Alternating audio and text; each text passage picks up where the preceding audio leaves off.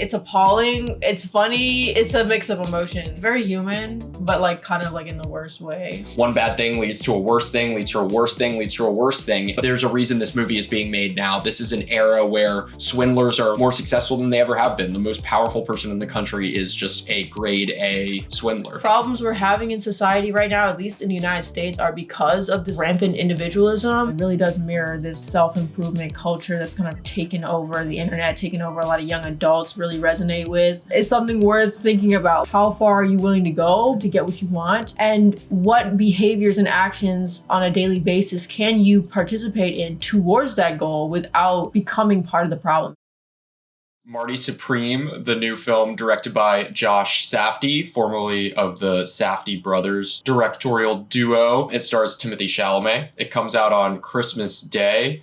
And yeah, we got to see it a couple of weeks ago now at this point. I honestly thought it was a really good movie. I thought it was really entertaining, and it's another one of those movies that came out this year that just kind of hooks you from the very first scene, and you're just really invested in the plot and seeing how things unfold, whether it's for the best or for the worst. It doesn't really matter because it's just extremely entertaining. It's very human, but like in the worst way. Yeah, it's really enjoyable. I had a great time with it. It's really funny. It's set in 1952. In New York City, comes up with a title card saying that. One thing starting off just about the movie is that it's very anachronistic. The movie is kind of on this timeline that suggests that these ideas echo forward. The past isn't over, it's still happening, kind of. And the things that are happening in the movie directly relate to the present. And one of the ways it does that is through the music. The first scene starts out with Tears for Fears song, Change. It's really weird because the main character is working in a shoe store. How everything looks and the style of shoes, the style of clothes people are wearing. You can tell that it's the 40s or 50s. To hear 80s music in your ear, it was kind of jarring at first. Oh, okay, they're foreshadowing who this guy ends up being, because obviously he would still be alive in the 80s when the song came out, so maybe it's something like that they're trying to do. But no, the whole movie is set in this time period. I thought it was a unique choice. I thought it was interesting and makes you think deeper about why they might have made that decision. Yeah, you're right that I think it takes place over the course of just 1 year. The 80s, I think, was this time of American excess and was this time where people really hawking things and lying as a course of business became really popular. And that's when figures like Donald Trump kind of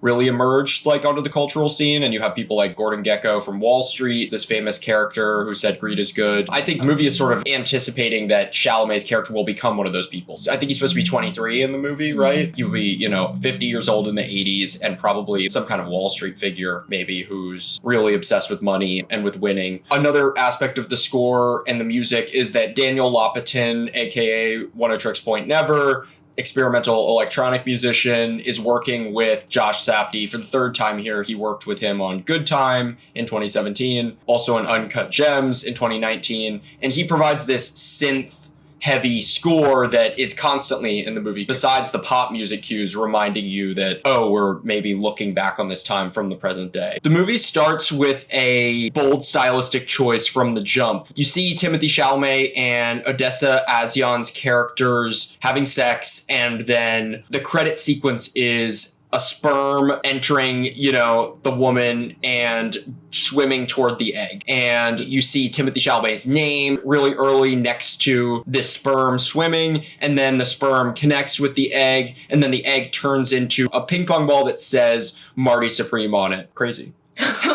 Wild. The girl, Rachel, how she comes in, they're already lying and scheming from the very beginning of the movie, and I think that kind of starts to establish their character. Definitely, and sets that theme of fabrications and stories and swindles. And not only are they lying, they've set up this scheme where she walks into the shoe store and tries to get his attention and so that they could go into the back together, but also soon after that, Chalamet is getting, and it might be right after the credit sequence, I'm not sure, but Chalamet gets a call from his family, and they're actually trying to get one over on him by lying about his mom. And this early on in the movie, you're sort of just kind of lost almost in a good way, sort of confused. Wait, what? Why? His mom is sick. Is she actually? You sort of get the idea she isn't. He's denying it. You're dropped into this story not at the point where the people in his life aren't yet hip to the fact that he's a liar. Everybody has sort of caught on to the fact that is in his direct orbit that this guy is always kind of hustling. You see him talking with his friend's father, trying to convince him why he should invest in his ping pong career and why he should sponsor him or whatever. And that's the other part of it. There's this dualistic thing going on where you do see Marty swindling, but then you have him also being very well spoken and kind of knowing how to pitch himself in a business setting. He's overly ambitious. He has a higher estimation of himself than he probably deserves, but he also does have raw talent. Part of the movie is sort of trying to figure out how much is he really that good at ping pong, or how much is he just a good salesperson? Is this guy just selling this image of himself that doesn't exist? Before the phone call with his mom, you see him playing with his friend, who is played by Tyler, the Creator, Wally. They're at this ping pong club that they play at, and they're playing, and he has a white tank top on or whatever, and so he's upset because he can't see the white ball against the white tank top, which, fair point, but you do see that he has talent. Very early on, you see that he is really invested in this ping pong thing. You don't actually see how good he is till later on. At this time period, this was a new sport. So he's kind of trying to jump in on this new industry that he sees as a big opportunity for him. Being Jewish, being disenfranchised in his community. This is his dream, and this is probably the only thing that he's going to be able to do. I think when they're pitching these balls, they say that soon this sport is going to fill stadiums, which I don't know that ping pong ever actually does fill stadiums. I think Chalamet is absolutely fantastic in this movie. I've gone a little bit back and forth on him, I guess. I think his earliest performance that I saw was probably Lady Bird. I know he did some younger performances before that. I guess I saw him on Homeland, this TV show, but I saw him in Lady Bird. I thought he was pretty bad in that movie, but he's fantastic in Call Me By Your Name that same year. I think that's been his best performance for a while. Very physical performance, very vulnerable performance, a really emotional performance.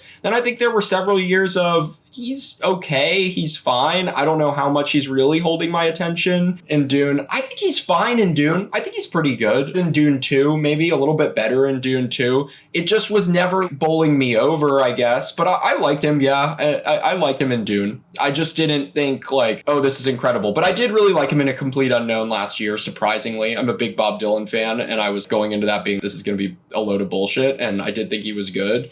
But I think this is up there with Call Me By Your Name as his best performance. He's extremely manic in the movie, though, in this way that's kind of startling at first. You're not used to seeing from Timmy. And I think in his recent roles, something about Dune, it's overly subdued to me, his on-screen presence normally. I'm a little bored by him. Do something. Hello, what's going on here? And in this, you're like, oh shit, Timmy is locked in and not over the top, but just very invested. You're not sure what it is. If it's mania, ADHD. He just does things very impulsively, and he doesn't think them through. He has a one-track mind about this goal of being this world-famous ping pong player, which in some ways is inspiring. It's not a bad thing overall to have a goal and to chase your goal, but I think it's just how far he goes. Some of his impulsive behavior is very harmful to other people or could make him look bad in the long run. He is not ashamed to straight up at one point beg for what he wants from a character and receive an extreme amount of punishment. And embarrassment, public humiliation. In public humiliation is a good word for it, just to get the outcome that he wants. It's the rare character where it's an anti-hero for sure, but it's the rare character that's truly as detestable as he is likable. You following him and you enjoy him in a way, but he is also so awful and gross and genuinely, ugh. You're cringing at the same time as you're anticipating whatever comes next. And you want to see how far he gets, but at the same time, you don't really respect this person and you don't really want to be around anybody like him. It's also important to note that he's a class striver. I mean, I think it's really key to the movie. Money is super central to the movie, and I think key to the movie's message and what it's trying to say about America. Just the fact that he's always living outside of his means, writing checks that he can't cash, trying to find ways to fund future things when he hasn't even funded the current thing. And I think that's just such a key American thing, obviously. I mean, the credit industry, debt, exactly. And the credit industry is just such a big thing. There's a big Trump comparison to be made here, I think. Constantly throughout the movie, and something that was always nagging at me and just very apparent to me throughout the movie is that he reminded me of Trump. And, I wouldn't say Trump is as likable to me as he is detestable, but I guess if you think about, the country and how half of us like him and half of us don't, and I think he is just this gross figure who is a really good talker, Trump, I'm saying, but also Marty, someone who is just always talking, spewing bullshit, trying to always advance their own interests. And he really reminded me of Trump, and I think the comparison is intended. There's a reason this movie is being made now. This is an era where swindlers are more successful than they ever have been. The most powerful person in the country is just a grade A swindler. And he's doing all this in a city where arguably many other people are doing probably the same thing. It's probably part of the culture. It's probably seen as normal. It's probably in some parts respectable, as long as you make it to that end goal. Right. The end justifies the means. All of us in a capitalistic society, in a place where hustling is baked into the culture, some of what Marty is doing is very much accessible and even relatable to some of us who are trying to pursue this goal with reckless abandon. We have this inner means of justifying what we're doing on a day-to-day basis, however harmful it may be to ourselves and those around us, as long as we make it or win. Horrifying, but that is our culture, and I think it's maybe not just an American thing. What's great about the movie too is that it shows the effects of this behavior. It shows that this type of behavior can make you successful and produce results, but it also creates this whole daisy chain of violence and negative effects for a ton of people who are around you, you know? And to watch the movie is to watch this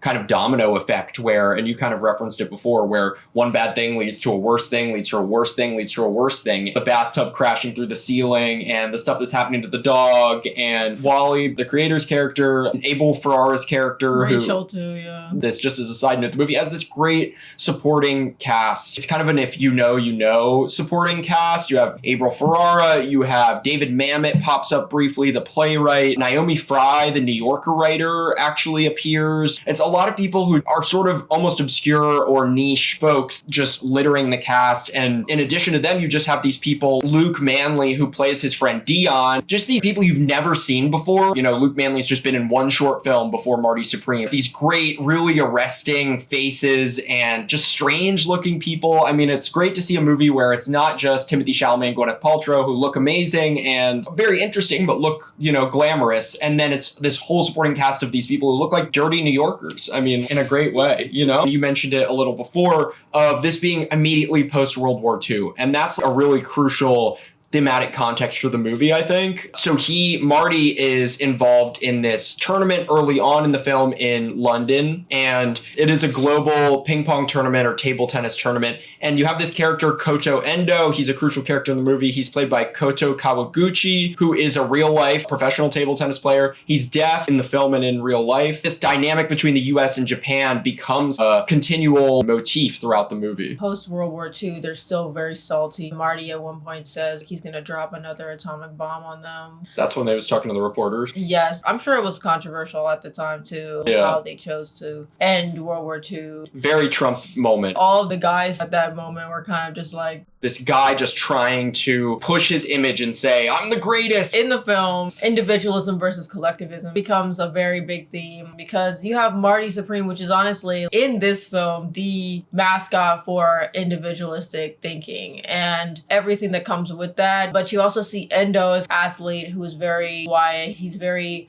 focused on the techniques and the strategies he's doing, and he uses this different type of paddle. Marty's like, what kind of paddle is he using? You know, this mysticism that comes from the East. And this might be an old, tired, you know, theatrical trope. I do think it's interesting here. There's this continuous mythological battle between the East and the West in terms of philosophies of living, how they go about doing things, and what they believe is the way to live life ultimately. And I think Eastern cultures being rooted in Confucianism, collectivism focuses on this is a group team effort and we need to consider everyone. It's not necessarily just, I want to do this, so that's what I need to do. Both individualistic and collectivist ideas can be good or bad depending on the circumstances. Mm-hmm. And both of them can go too far. But I do think this is another opportunity for us to kind of look at that, because I definitely think some of the problems we're having in society right now, at least in the United States, are because of this rampant individualism. Seeing him physically have to go against this Japanese table tennis player is another way of kind of grappling with that. Despite the fact that this is Josh Safdie's first film in a while, not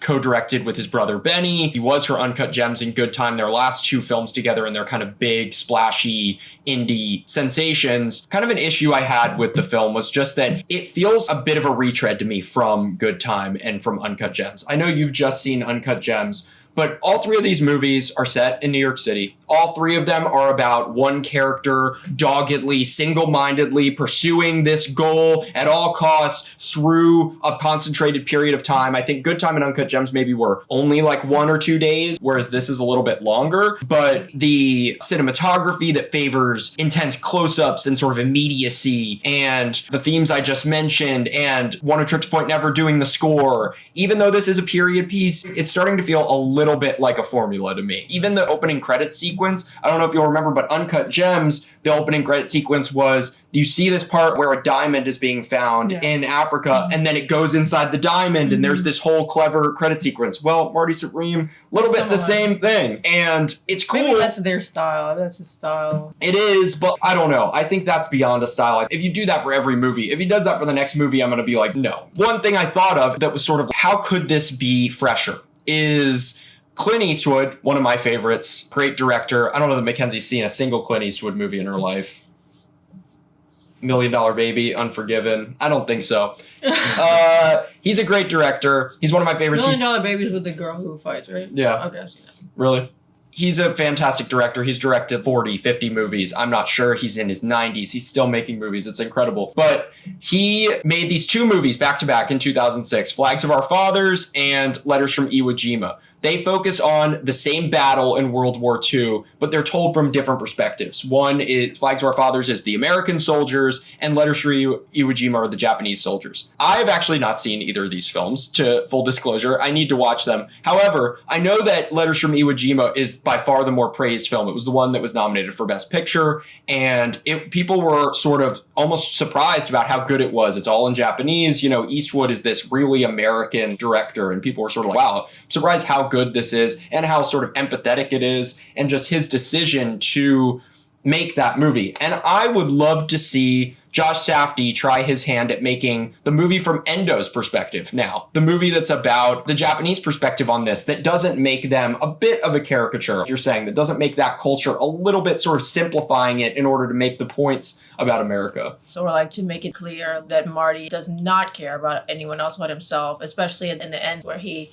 finally gets to Japan and he's not, going to be playing in this championship or tournament or whatever, and he just kind of makes a mess out of things because that's what he feels like doing. He feels like, I have to do this because I got this far and this is my God-given right, this is my God-given duty. The individualism is really a stem off of the colonizer mindset, manifest destiny, that like, this is our God-given duty to do whatever it is we're about to do, and whether it's what is holistically the best move or not, that is what they're trying to make you think toward the end of the movie, where you have him on stage playing ping pong with Endo in front of all of his people who support him from his own country, and then he kind of just turns the narrative and then makes it about him. He's not even supposed to be there, but he manages to get there. It's appalling, it's funny, it's a mix of emotions. His whiteness and his identity is really important in the movie. I think that the inherent privilege he gets in a space that and is able to just waltz onto this stage and sort of demand these things, and also that he's out of place when he is playing on the Harlem Globetrotters, which is something he refuses at first and then does ultimately for money, and is sort of next to all these black men who are hulking way taller than him. And I think his sort of misunderstandings also with Tyler, the creator's character, or assumptions that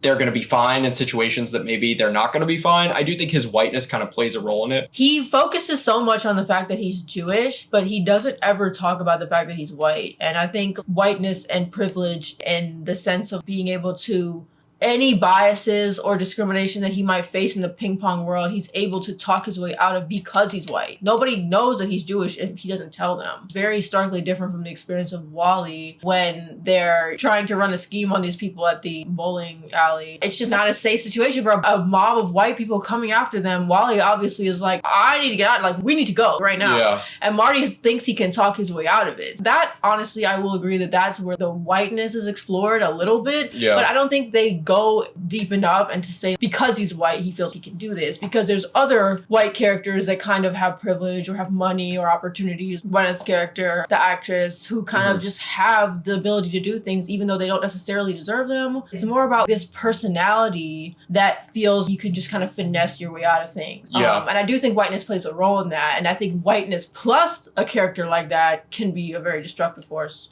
as we can see in society today. It could have been explored better. Good Time, I would refer people to that movie, I think is a more explicit exploration of the way this white character played by Robert Pattinson in that case rams his way into these spaces dominated by people of color and causes mayhem and destruction. And I think that movie explores it a little bit better than this one does. It is really nice to see Gwyneth Paltrow in this movie. She hasn't been in a film in a while. I think I saw a brief interview clip with her where she was talking about she didn't know who Josh Safdie really was when he called her up. He personally called her to do this. She didn't really know who Timothée Chalamet was, apparently, which is pretty crazy. She's just been raising her kids, apparently, and she's been focusing on her own business, Goop, which is kind of a much mocked celebrity business. But yeah, it's great to see her again. I really like watching her on screen, and I think she fits this role perfectly, partly because she's playing an actress who's kind of past her prime and who's, trying to make it on stage now. And yeah, I think that she plays that role fantastically. Yeah, I was just going to say that her character is really interesting as far as it relates to Marty, because he kind of ends up in this tryst with her only because of the value that he perceives her to have amongst the audience he's trying to impress. And it just quickly becomes something that's obviously transactional and we're only doing this because whatever. And he's very immature and young and spastic and whatever, and she's kind of just like been there, done that, like not phased. And I like that she's kind of in that energy. She's very much established. She understands the business world, she understands the entertainment world, and just kind of how people are scheming and conniving, and so she doesn't seem at all fazed by the way Marty is. So in that sense, I do kind of like their dynamic, because it seems that he's really poor and trying to make it, she's already had a career, and they both are kind of on the same wavelength, strangely enough. So I thought that was interesting and cool. Yeah, no, I like their dynamic a lot. That first scene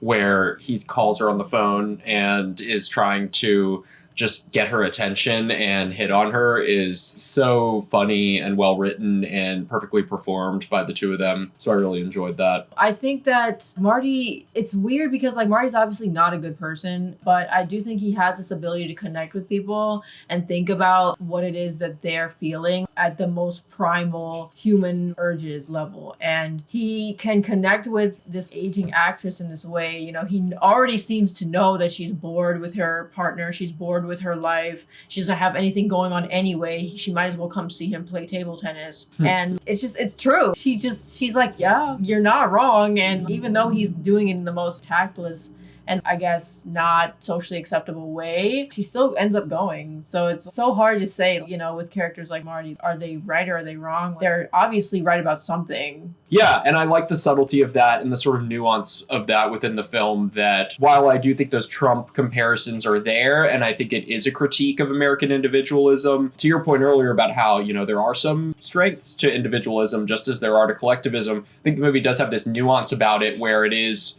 acknowledging that some of his tactics and just way of being are effective, winning, even maybe helpful. I don't know. She likes him and enjoys their time together, and has fun. And she seems bored, and he does bring a level of fun to her life at a time where not only is she bored, but then, ultimately has an experience or reception to some of her work that she gets really upset about, which is kind of the note we leave her on, which transitions us to the end of the movie. And I guess, I don't know how much detail we'll talk about it in, but spoilers in case you haven't seen the movie yet. This will probably come out before the movie, so brief spoiler thing, but we won't give too much detail away. I was a little frustrated by the end of this movie, I have to say. Both how the final table tennis match goes in terms of who wins there, and then also the level of emotional connection I guess you're supposed to have with Marty wasn't quite there for me. The final shot and just the place that he goes in the end, I don't know. It was interesting because I was so invested in the movie all the way through. Am interested in his character, I guess, and want to follow him, but then I am left a little bit sort of,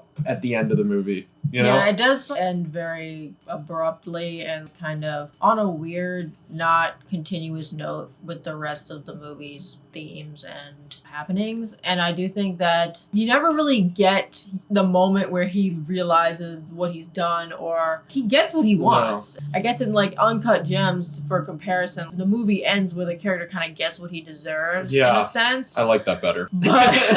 But in this movie, the shiesty, scheming, self-obsessed, individualist, capitalist guy, white guy with all these privileges and can obviously get away with doing whatever he damn well pleases, regardless of who gets hurt in the process. He kind of just gets what he wants and everything works out. I mean, it doesn't, not everything, but he does get what he wanted at, you know, for the majority of the movie, what he was trying to pursue, he does get to that goal. And then it's kind of left like, well, okay, now how do we end the movie now that he's got what he wants?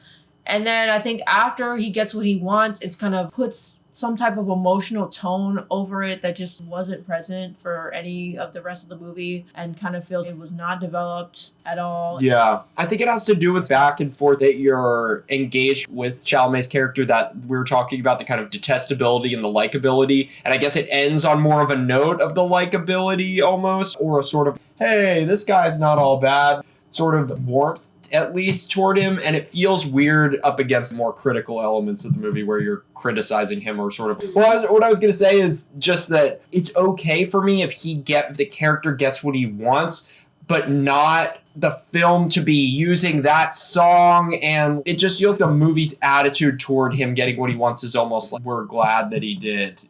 A little bit. The movie is glad that he did, and I'm like, I don't know that I'm glad. He can get what he wants because that is realistic to America. Sure, people get what they want because they push through and ruin other people's lives, but I don't need the movie to, you know, totally bang me over the head. Yeah, I do prefer the Uncut Gems ending, I guess. It's a good pull. I think the likability and the detestability, as, you know, the back and forth dualistic nature of the movie itself is fine.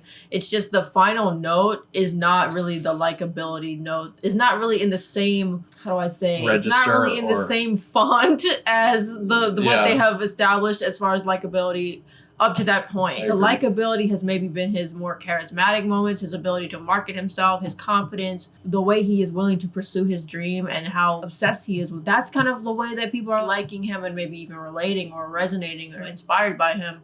But the end of the movie is kind of more of an emotion that has not been tapped into yet in the film, which kind of leaves you on something that has not been developed at all. You didn't know that he cared about Rachel or that he was family interested at all. You know, he's been very adamant to kind of fuck over his family or lie about things to his family or disregard his mom, and to see him actually seemingly interested in family or emotional about family just feels like the exact opposite of who he is. But that's not to say that it isn't realistic, because I think people who do kind of have a complicated family history, have a complicated relationship with their family members, it's a very big part of who they are, is they do care about family. It's just really hard to manage with the other things they have going on, especially when your family's not supportive to the goals that you have in life. So it's not to say that it's not realistic. I just would have wanted to see a window into that before the final scene of the movie. Yeah, totally agree. Marty Supreme is dynamic, brilliantly shot, tightly edited, and deeply unsettling. It asks uncomfortable questions about ambition, power, America, and just who we let win. Yeah, I definitely recommend everyone see this movie because I think it does touch on some really important themes that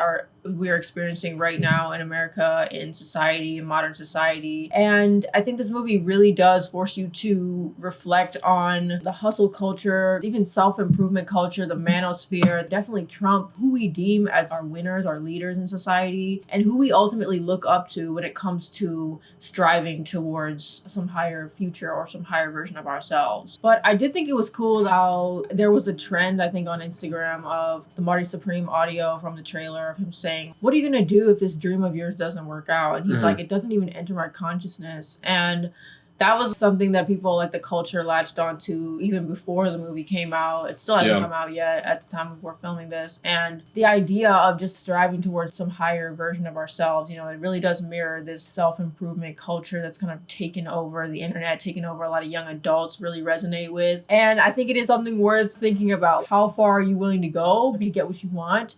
And what behaviors and actions on a daily basis can you participate in towards that goal without becoming part of the problem, without becoming complicit in some of these horrible behaviors or ways of being that are part of the reason why we're struggling with the things we're struggling in society and capitalism and things like that today, where we have these really big, CEOs and billionaires. They seem to be very much focused on their own interests and not the collective at large. Yeah, I agree. I think, as I said before, I do think it's a bit of a retread of Josh Safdie's past work, but I still think it's very worth seeing. This is an incredibly enjoyable movie. I saw someone say that at 2.5 hours they felt it was too long. I really didn't. I had a great time the whole time, and I feel like it justified its length. And yeah, I think I would give it a solid 3.5 stars out of 5. What's your rating, Mackenzie? I would say it's a 4. I definitely want to take it down from a 4.5 to a 4 because of some small things that we discussed. Thank you, OG Cush. Thanks for coming on the channel, lighting things up, making things festive this holiday season. Let's go. Come back on soon. Thank you guys so much for watching this video. Like and subscribe. Let us know what you thought of the movie. Yeah. And we will see you in the next one.